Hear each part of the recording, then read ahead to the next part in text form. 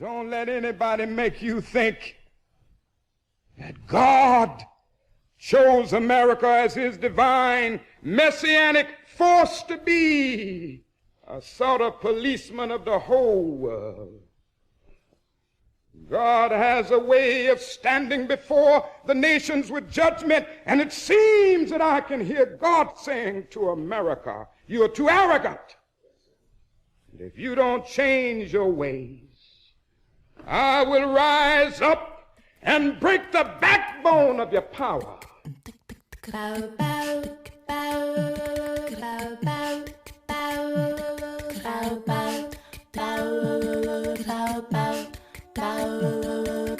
Hotep, which in the language of ancient Egypt means we come with justice in peace. Welcome to Freedom Now, a Saturday Pan-Africanist and Internationalist World Affairs program.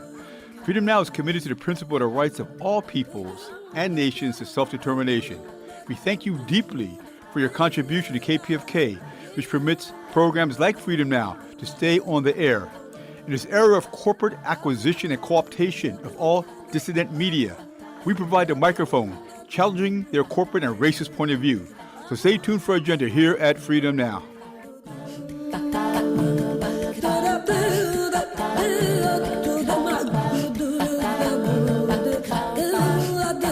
Fellas, I'm ready to get up and do my thing. I want to get into it, man, you know.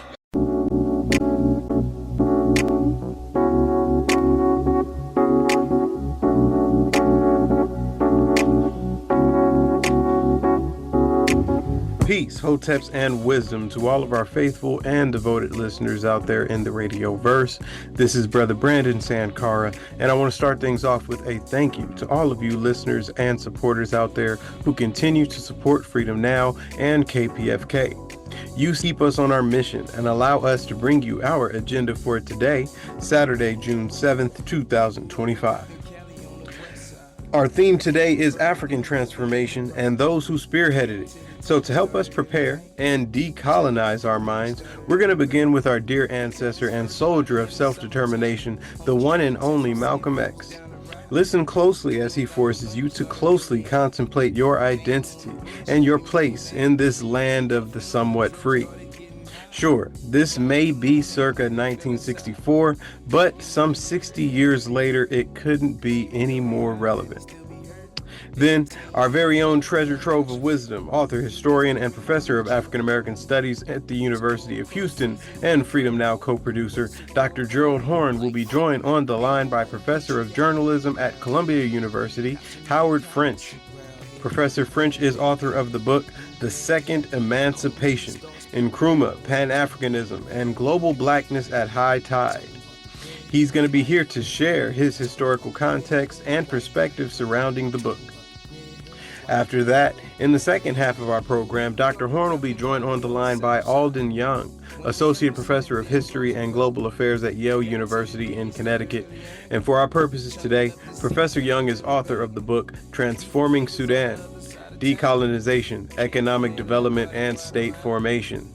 Stay tuned, and as always, stay enlightened. Now I'm going to be on the ones and twos as we pour this knowledge, making sure your mental cup runneth over with revolutionary wisdom, right here to quench your mental thirst on Freedom Now, KPFK 90.7 FM in Los Angeles, and kpfk.org, streaming live on the web.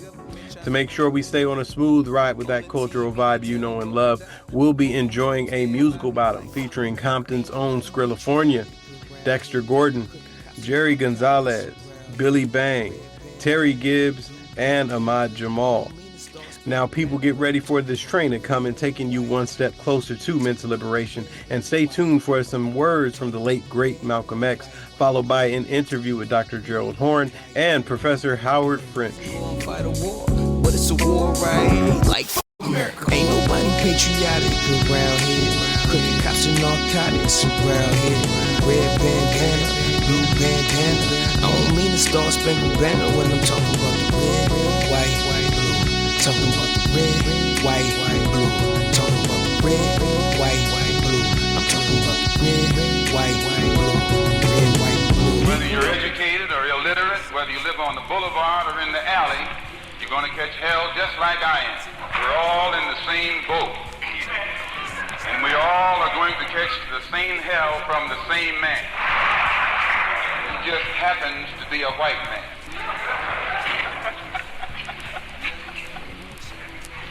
All of us have suffered here in this country political oppression at the hands of the white man, economic exploitation at the hands of the white man, and social degradation at the hands of the white man. Now, in speaking like this doesn't mean that we're anti-white, but it does mean we're anti-exploitation, we're anti-degradation, anti-oppression. And if the white man doesn't want us to be anti-him, let him stop oppressing and exploiting and degrading. I'm not a politician, not even a student of politics. In fact, I'm not a student of much of anything. I'm not a Democrat. I'm not a Republican. I don't even consider myself an American. If you and I were Americans, there'd be no problem. Those hunkies that just got off the boat, they're already Americans. The Polacks are already Americans. Everything that came out of Europe, everything, every blue-eyed thing is already an American. And as long as you've been over here, as long as you and I have been over here, we aren't Americans yet. Well, I am one who doesn't believe in deluding myself. I'm not going to sit at your table and watch you eat with nothing on my plate and call myself a diner. Sitting at the table doesn't make you a diner. You must be eating some of what's on that table. Being here in America doesn't make you an American. Being born here in America doesn't make you an American. Why, if birth made you American, you wouldn't need any legislation. You wouldn't need any amendments to the Constitution. You wouldn't be faced with civil rights filibustering in Washington, D.C. right now. They don't have to pass civil rights legislation to make a Polak an American. No, I'm not an American. I'm one of the 22 million black people who are the victims of Americanism.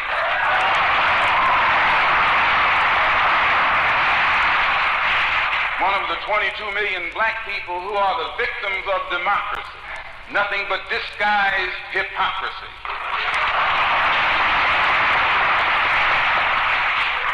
So I'm not standing here speaking to you as an American or a patriot or a flag saluter or a flag waver. No, not I. I'm speaking as a victim of this American system. And I see America through the eyes of a victim. I don't see any American dream. I see an American nightmare.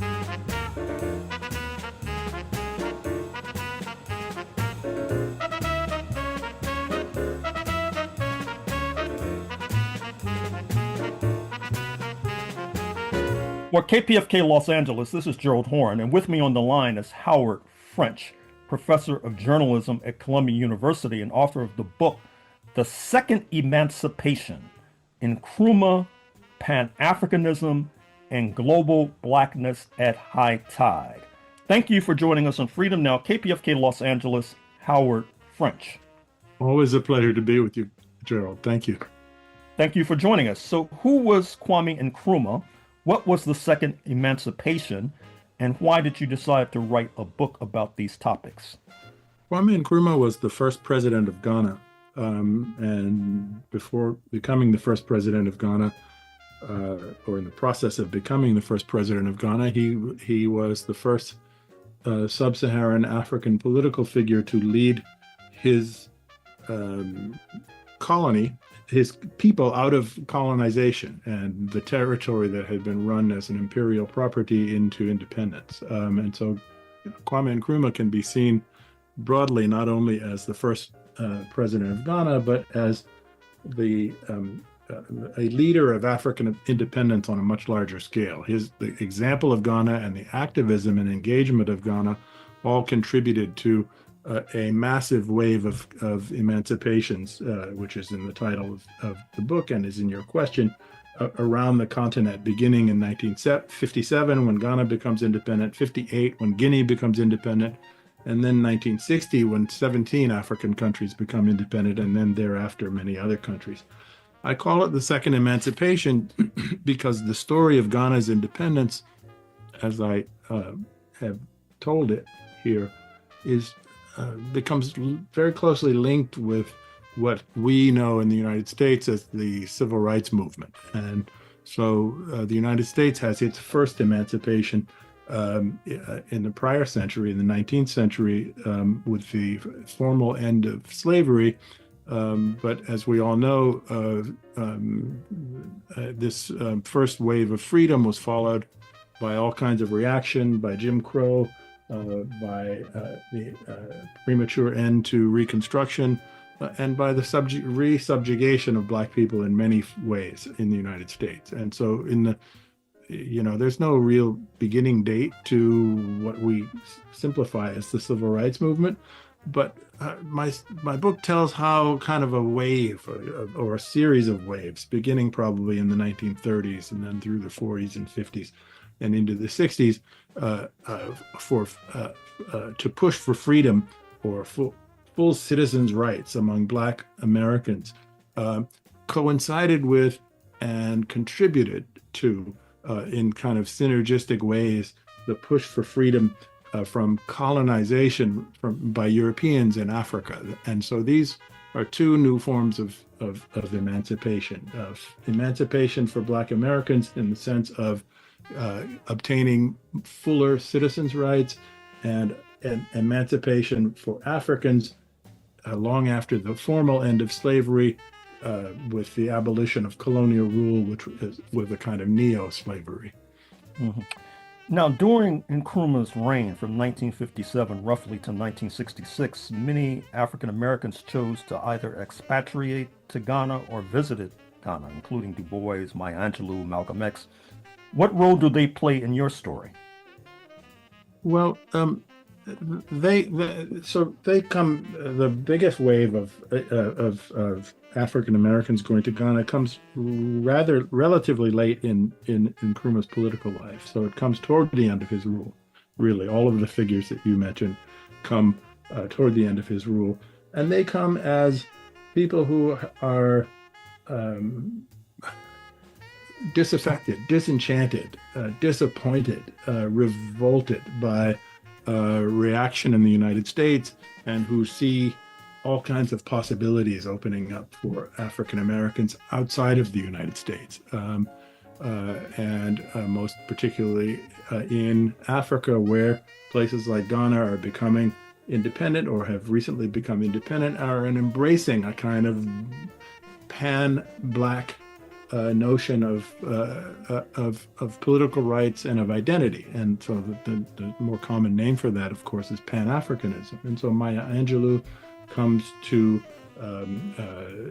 Stokely Carmichael, as he was then known initially, comes to West Africa under these circumstances. People who had just had it or had had enough of racism and of racist violence and subjugation in the United States, and came to Africa as a kind of new promised land. And they came willing to contribute to Ghana and then to other countries, including Guinea and various other places, to pitch in the building of these new nations.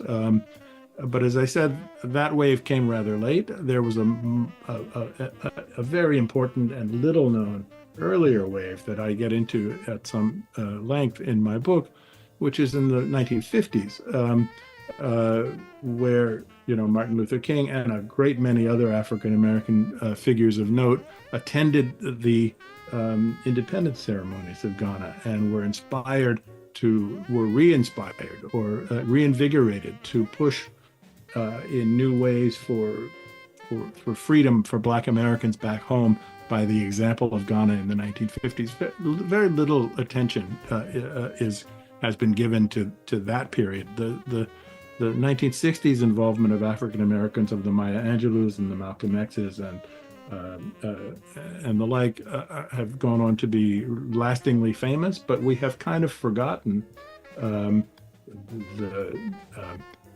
this earlier engagement, this earlier activism. We think of the civil rights moment as a kind of uniquely American moment in time when we were preoccupied with ourselves, when in fact we as African Americans were deeply engaged with Africa and drawing lessons from it. Mm-hmm. You also quote early on words from Malcolm X, and I quote, "The first thing that the American power structure doesn't want any Negroes to start is thinking internationally," end quote. Why did you include this quote, and what does it mean? I included it because I think that I think that subjugation of people of African descent in Africa and in the United States and elsewhere in the world has been facilitated or enhanced by a series of political and cultural processes that have resulted in Africans or people of African descent looking askance at people who don't come from their exact same geographic background. I grew up in the 1960s and early 70s in the United States at a time when, you know, it was still common to hear African Americans talk about, "Don't call me an African, don't associate me with Africa, I got nothing to do with Africa." Well, that's a kind of internalization of disregard by the dominant population of this country, and this was, you know, getting us and across the Atlantic, getting Africans to see themselves as being separate and distinct and not having anything to do with each other is a way of perpetuating control. And Malcolm had the insight to understand that you know, the best resource we have as people of African descent, wherever we may find ourselves, is each other. And therefore, African Americans need to link up with Africans, lean on Africans, learn from Africans, and that Africans need to do all those same things: link up with, learn on, and lean on, learn from and lean on, in order to give themselves the maximum opportunity for advancement, for equality, for full citizens' rights, for full economic rights in the global economy, et cetera, et cetera. You know, one of the things that Malcolm was doing late in his life was trying to get African and Arab countries to introduce legal proceedings against the United States for its disregard of human rights. He didn't call them civil rights. Its disregard of human rights for African Americans, and to say that this is a matter of international concern. This isn't just an American problem. The U.S. government, in fact, favored the term civil rights in part because it sounds so easily, so completely contained within the borders of one country. Malcolm insisted that these were human rights, and human rights are recognized by international protocols in instances like the United Nations. And some of his last energies were devoted to getting Africans and African Americans united around this concept and to say, we need to push for each other's human rights. And the little dictum or saying that you quoted from encapsulates all of that, that the power establishment, globally speaking, or in the United States itself, saw that as a threat, that Africans and people of African descent getting together in any way is a menace. And therefore, they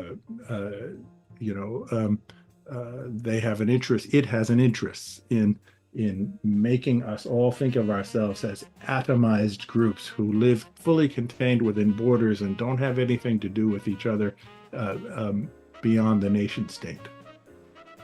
In that vein, what was the Bureau of African Affairs in Ghana?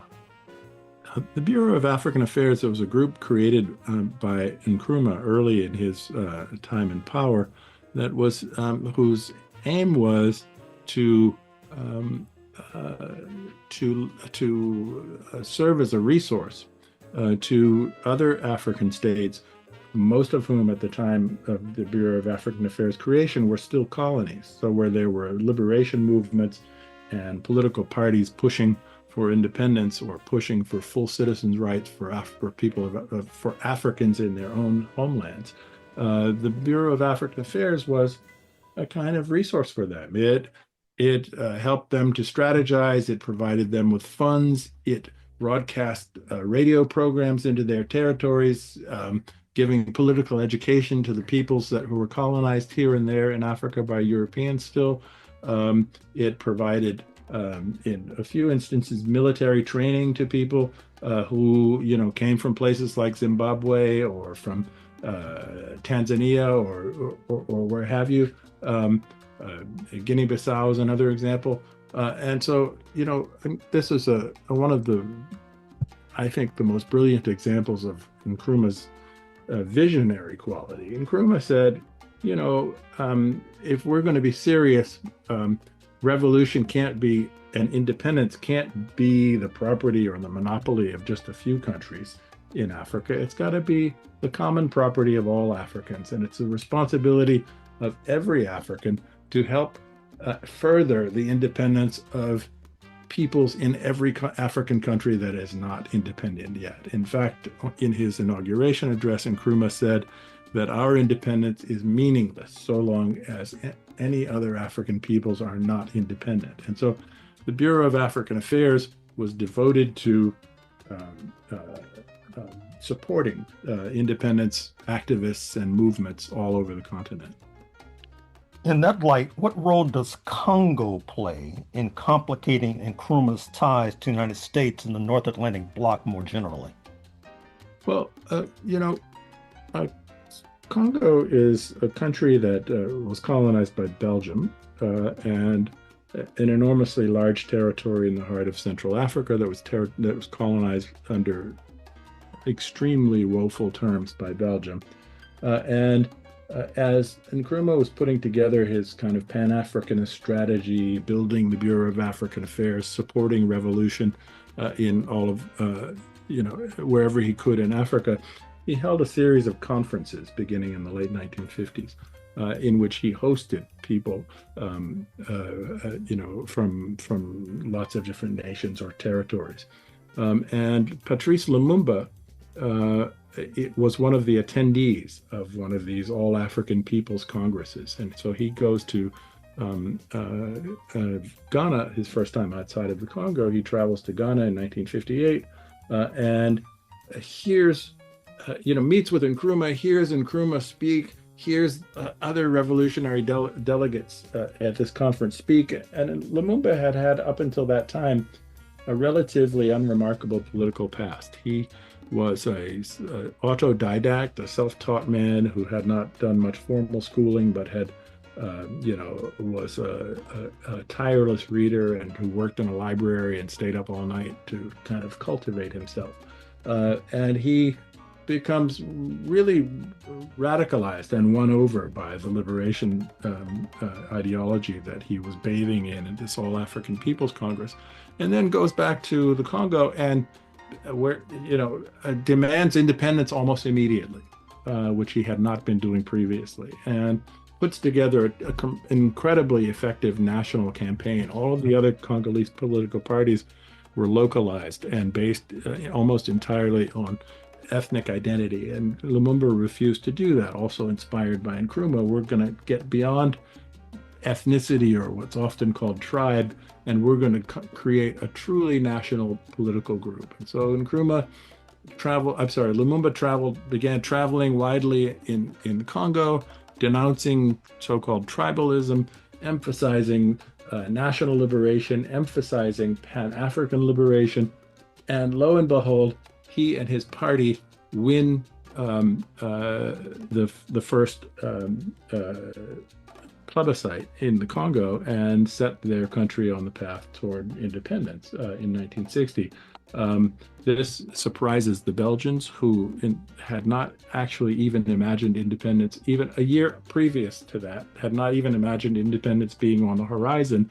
And now they have not only somebody who's preaching independence, who wins the election, but who has a kind of radical vision, an Nkrumahist vision of Pan-Africanism and of exiting from European control, not settling on a kind of formal flag kind of independence, but exiting from European control in a fuller sense, meaning getting out from under the thumb of economic domination of the Europeans. And so the Belgians, with the collusion of the CIA and probably of other Western powers, begin to furiously maneuver to undermine Lumumba and finally, in fact, concoct a plot to kill him.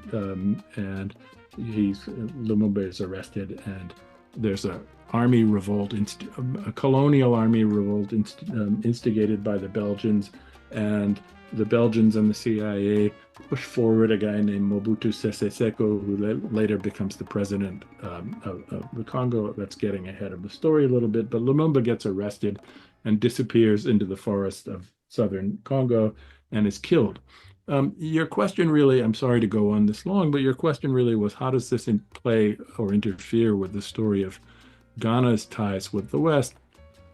Ghana was, as all of this was happening, Ghana and Nkrumah were locked in a very interesting kind of relationship with the Kennedy administration. Kennedy really wanted to, Kennedy believed in the power of his personal charisma and really thought that this was an advantage that he could leverage to win friendships and alliances among promising, economically speaking or politically speaking, promising African countries. And he saw Nkrumah, because Nkrumah was the first starter. He was the first leader of an independent country. And because Nkrumah was a charismatic guy, he saw Nkrumah as the best example of this. And so Kennedy invests lots of energy in cultivating ties with Nkrumah. Nkrumah reciprocates and sees a chance to get some kind of economic cooperation out of the United States to build a big hydroelectric dam in Ghana that he sees as key to helping Ghana to industrialize.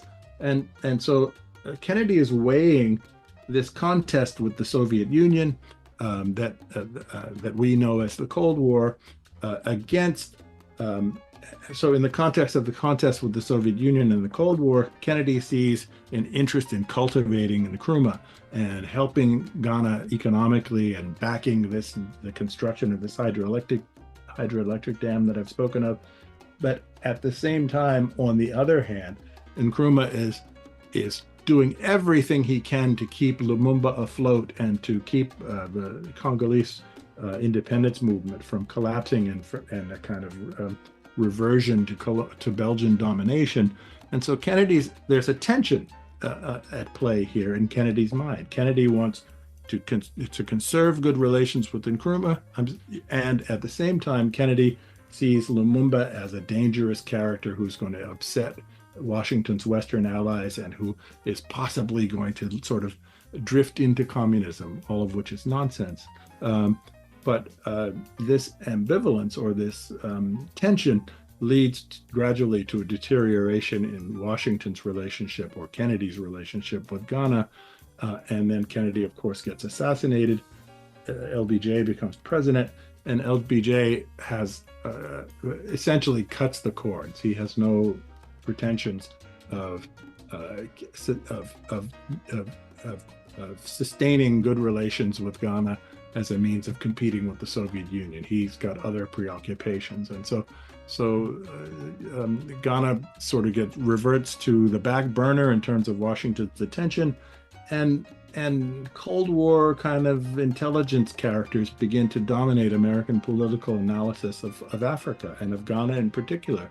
And I mentioned Congo having a possible drift to communism. Well, that kind of character, these intelligence and national security types, begin to make the same arguments about Ghana. And long story short, eventually they begin to contribute to a kind of maneuvering and plotting among Western powers, Britain included, France even included, to isolate Nkrumah and then finally to help overthrow Nkrumah. Yes, Nkrumah overthrown in early 1966, but I'm afraid we're going to have to leave it there. Howard French, author of the book The Second Emancipation, Nkrumah Pan-Africanism and Colonial Blackness at High Tide. But thank you for joining us on Freedom Now, KPFK, Los Angeles. Thank you, Gerald.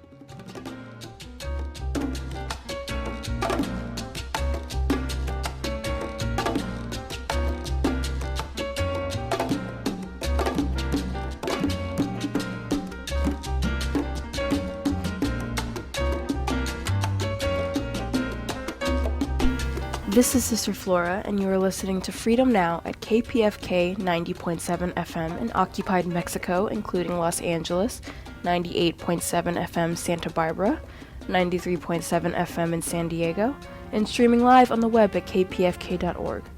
Today's program, as well as 10 prior editions, can be reheard at kpfk.org/audio archive, and scroll down to Freedom Now.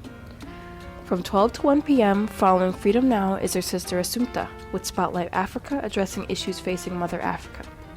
For a truly alternative international perspective on world affairs, check out RTTV Russia, CCTV China, and online at Presna, Latina Cuba Telesur Venezuela, News 24 South Africa, and Press TV Iran. We will now continue with historian Professor Dr. Gerald Horne.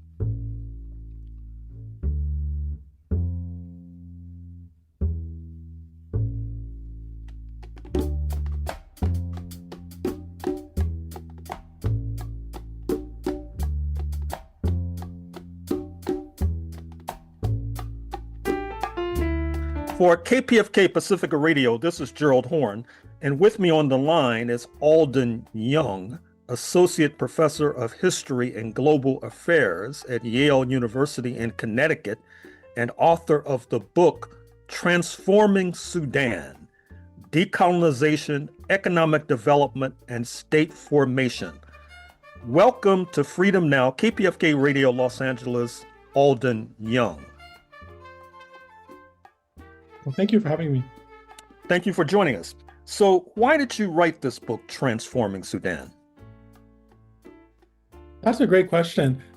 At the time I started researching the book, it was sort of kind of the culmination of the Save Darfur movement and all of these narratives that the conflict in Sudan was related to kind of ethnic hatred or racial struggles or a division between Arabs and Africans.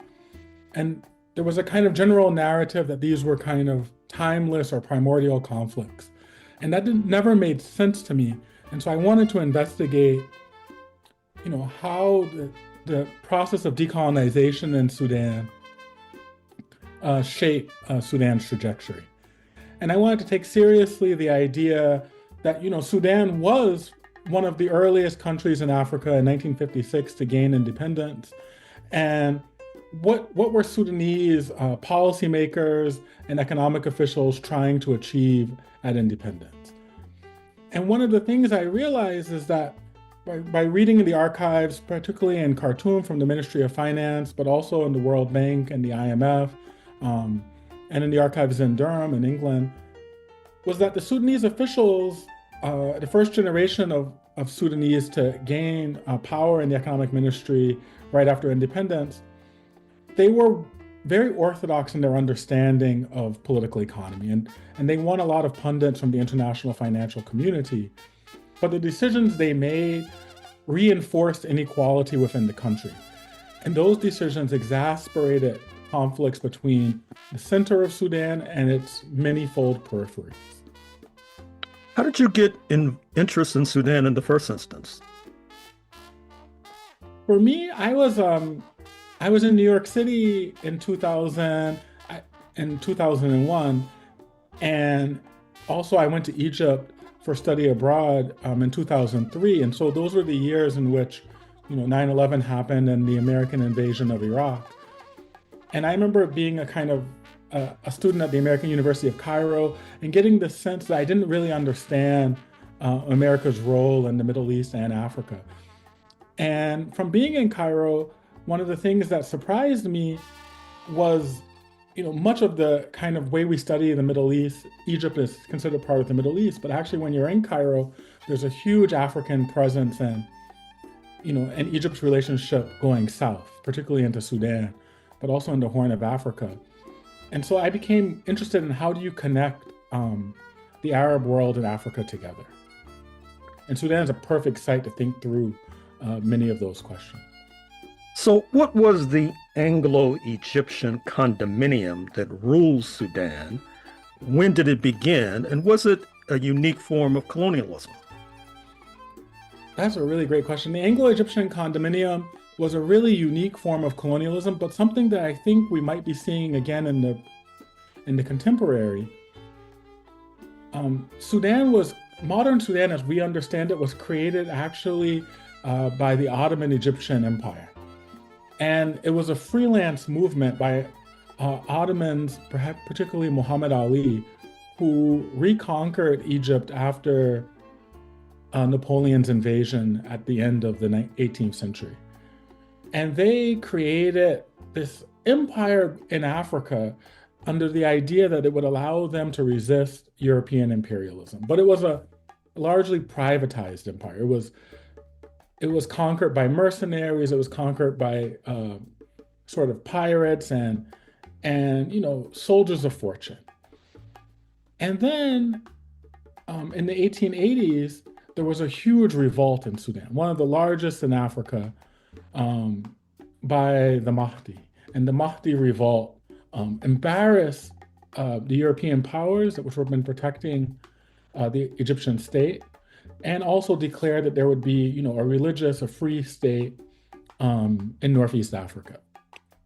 And then in 1898, Lord Kitchener, who was also involved in Southern Africa, raised an Egyptian army with British backing to reconquer Sudan. But British officials didn't want it to become a colonial possession of Britain, because they thought if it became a colonial possession of Britain, it would have to follow administrative rules of the British Empire. And so instead, they turned it into a private entity. And the way they did that is they made it a private possession of the British and Egyptian crown simultaneously. And it wasn't staffed by the British Colonial Service. It was instead staffed by a private office, which became the Sudanese Political Service and the Sudanese administration. And while this was really unique in the colonial period of the late 19th, early 20th century, I worry that in the present, these kind of privatized entities of unclear sovereignty are gaining power again. Mm-hmm. Now, in the run-up to independence in the mid-1950s, and perhaps shortly thereafter, was there a left-wing political movement in Sudan, especially amongst the railway unions? Did it have influence, and what happened to it? Sudan has historically had one of the largest left-wing movements in Africa. And in the run-up to independence, there was something called the Anti-Imperialism League, which was broadly associated with what would become the Sudanese Communist Party. But it was a broad spectrum left movement, and it was dedicated to fighting for an end of British imperialism in Sudan and also independence from Egypt. And it gained its real strength actually in places like Atbara, where the Sudanese railways were located, but also in the port city of Port Sudan and in the Jazeera scheme, the large irrigated agricultural schemes in central Sudan. And from it, many of Sudan's intellectuals would arise. And the trade union movement in Sudan at the period of independence in the 1950s and 60s was incredibly strong. And it was often repressed by the Sudanese military and many of the traditional landlords in Sudan. They fought against this movement and they banned it, but it would take different shapes. In 1958, there was a military coup, the first of many military coups in Sudan, barely 2 years after independence. And this left movement, particularly led by the Sudanese Communist Party, in 1964 would be part of the inspiration for overthrowing the military coup in a large civilian uprising. But in 1969, parts of the left in Sudan joined again with the military, this time to fight a government of the landlords. But that military regime was infiltrated or was turned back towards the United States and then led a large-scale purge of members of the Sudanese left in the early 1970s. And so many of the leaders of the Sudanese left movement were killed in the early 1970s, and then the Sudanese left was repressed for several decades thereafter. So what was the role of U.S. foreign policy in Sudan during the time that you study? In the 1950s, the United States was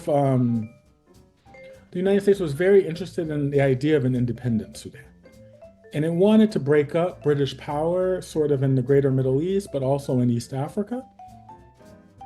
And it was very supportive of the Sudanese independence movement and sort of vaguely aligned in the first few years with the Nasser regime, this idea that you would have independent states. But shortly thereafter, after 1956, when Sudan became independent, the United States put a lot of pressure on the democratic government in Sudan to sign a military alliance with the United States. And it wanted it to become part of something called SEATO, which would have had Sudan, Iraq, Lebanon, Jordan. But that was very divisive within Sudanese politics, and this caused a lot of political unrest and undermined in many ways the civilian government. And the first military coup by General Aboud was in many ways in response, an idea that, we could join this American military alliance if we can just suspend democratic politics. But by the early 1960s, the United States had decided that Sudan was not very important to it. And so the United States had decided that Ethiopia would be the primary bastion of American power in the region. And so Sudan was vaguely ignored. But by the 1970s, after the revolution in Ethiopia, Sudan would become one of the largest recipients of American aid. And so it goes back and forth. But the outcome has been very destabilizing in Sudanese politics. Both a kind of deep American attachment at certain moments and then periods of neglect. Now, you mentioned the Egyptian leader of the 1950s and the 1960s, G.A. Nasser. What was the role of his regime in Sudan during the period that you study? When Nasser comes to power in 1952 as part of the Free Officer movement in Egypt, it really changes the total dynamics of Northeast Africa and the Nile Valley. Here you have a left-wing military general who comes to power with the idea that they're going to renegotiate their relationship with the United Kingdom and the United States, and also declaring that there's going to be Egyptian Arab nationalism and support for independence movements throughout Africa. And it's Nasser who initiates the process or puts the idea that there will be a vote on Sudanese independence. So the fate of Sudan will be conducted by a plebiscite in the early 1950s. And that really scrambles British policy in Sudan because the British have been content to govern Sudan through their kind of semi-private colonial relationship. And Nasser forces the British to allow a vote in Sudan. And of course, Nasser proposes that Sudan should join a union with Egypt, but that's not how the vote is. The vote is instead for independence. And so Sudan's independence arises in many ways because are in part because of Nasser's rise to power in Egypt. But then Sudan's democracy and Sudan's political opportunities are constrained as Egypt's rivalries intensify in the region, and Sudan is forced to choose sides. And choosing sides between Egypt or Saudi Arabia or Egypt and the United Kingdom or Egypt and the United States causes deep amounts of turmoil within Sudanese politics. Now, about a decade and a half ago, South Sudan secedes from the larger Sudan and establishes an independent regime.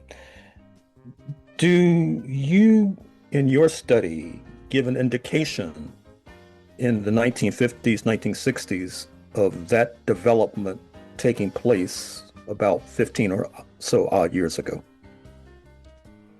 I think in the 1950s, maybe you wouldn't have known that it would be in 2011 that South Sudan would formally leave Sudan, but you can see already in the 1950s, this question of South Sudanese autonomy is very important.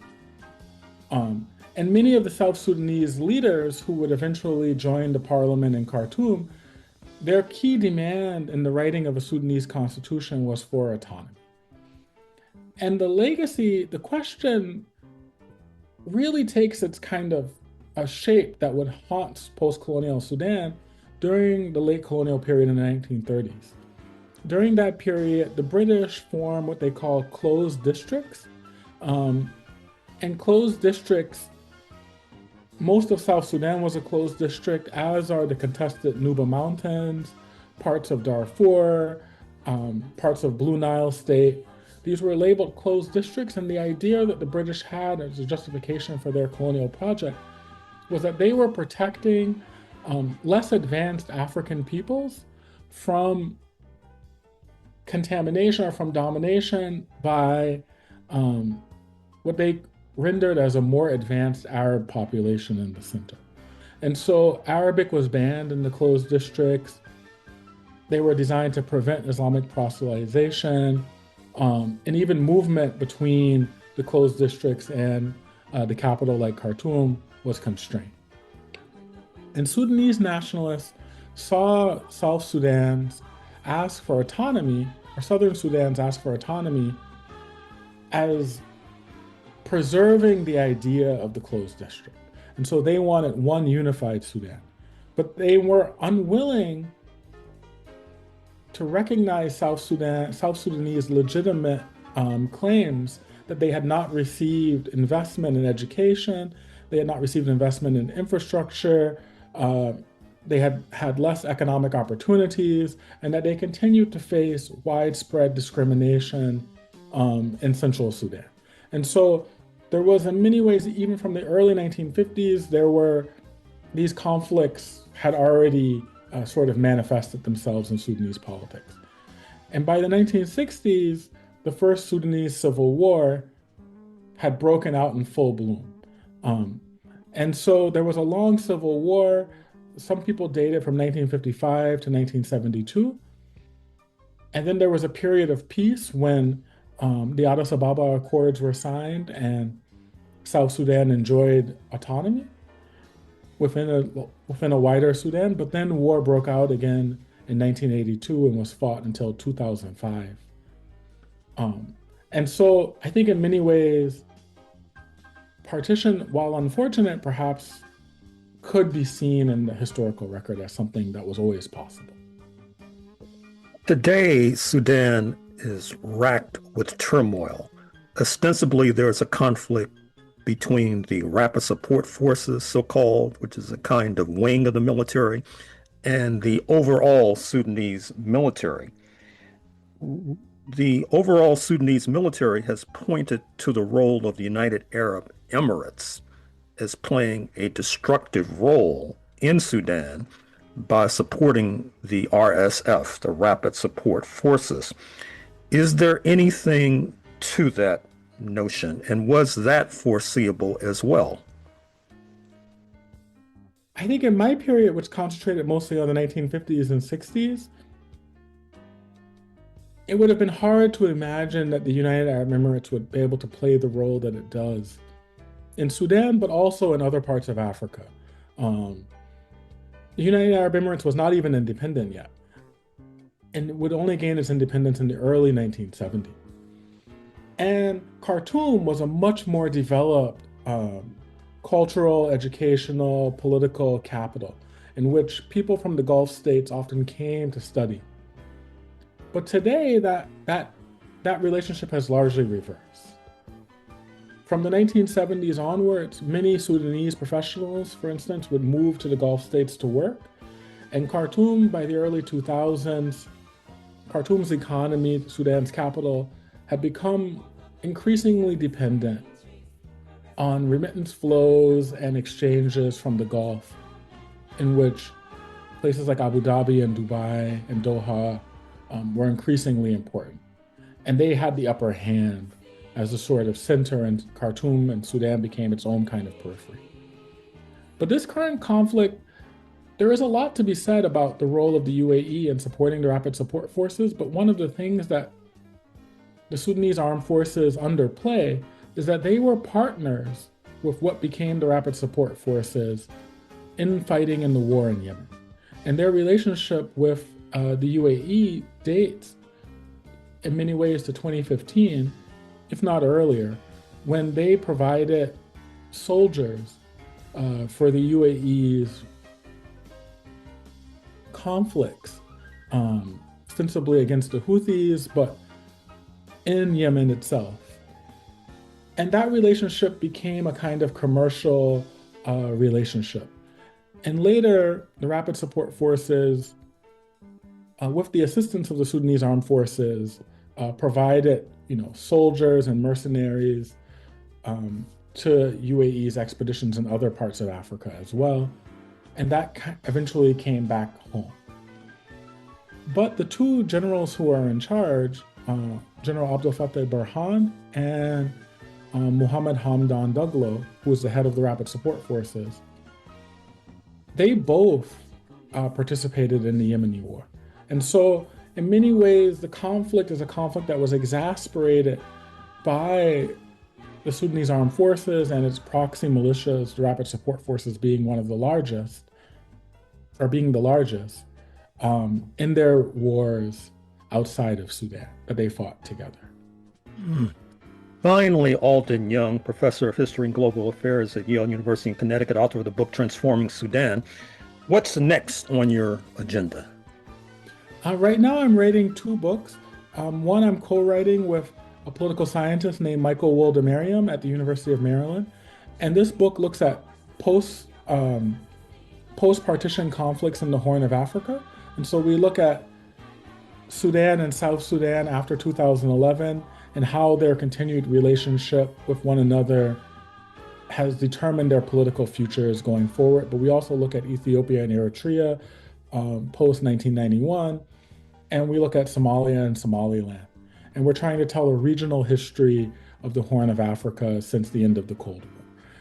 And then I'm working on another book called The Afrabians, which tries to tell the story of the rise of the Arab Gulf states and their influence in the Horn of Africa, also since the 1970s into the early 2000s, and really focuses on the rise of the UAE first as a site of opportunity for many Africans coming, but then later as a more powerful state, able to directly intervene into the internal affairs of other African states.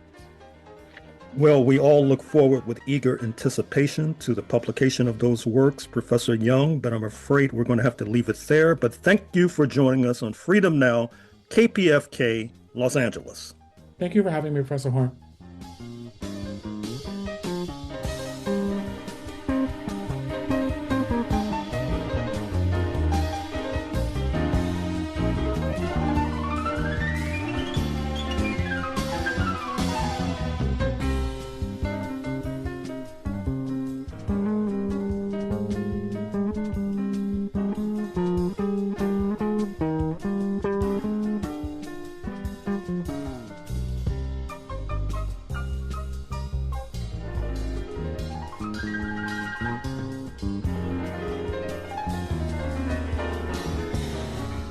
Why should the black man in America concern himself, since we've been away from the African continent for 400 years, 300 or 400 years?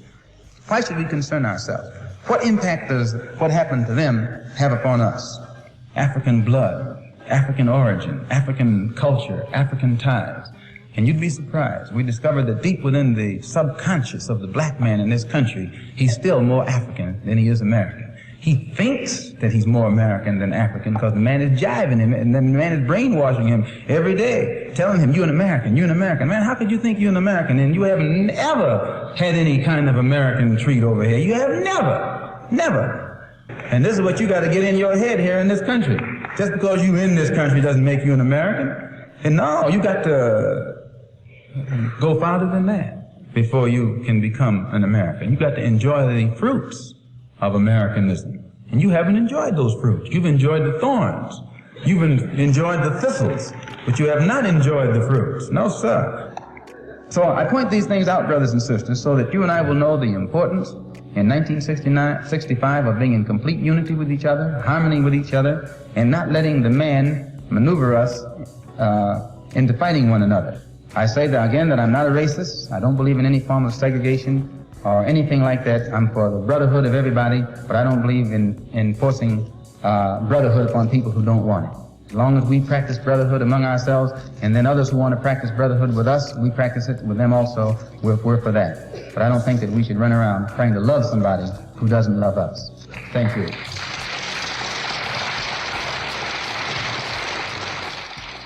Got his first body in the summertime.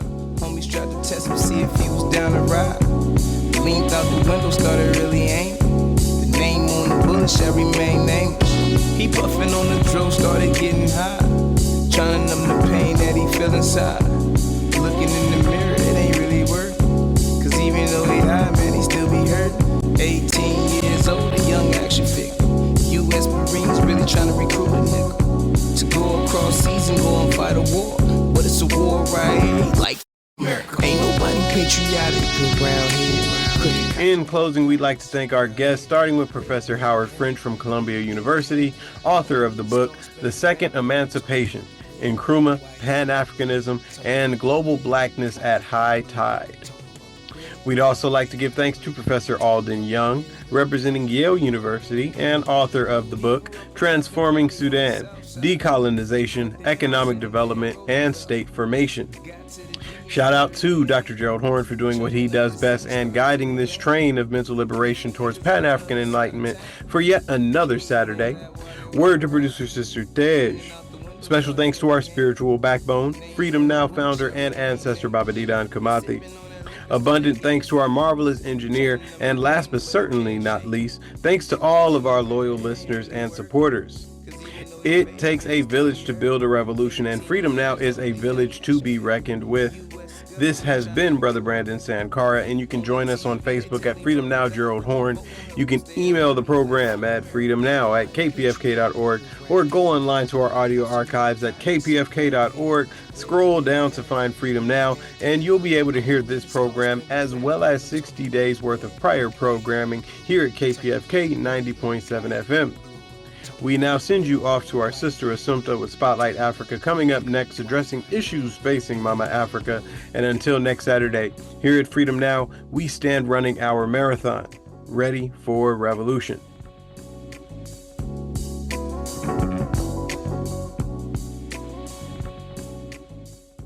We state these facts only to let you know that those of us who are revolutionary, Pan-Africanists, is not because we love revolution. It is historically determined, and we have no alternative but to follow history and to use history for the benefit of our people.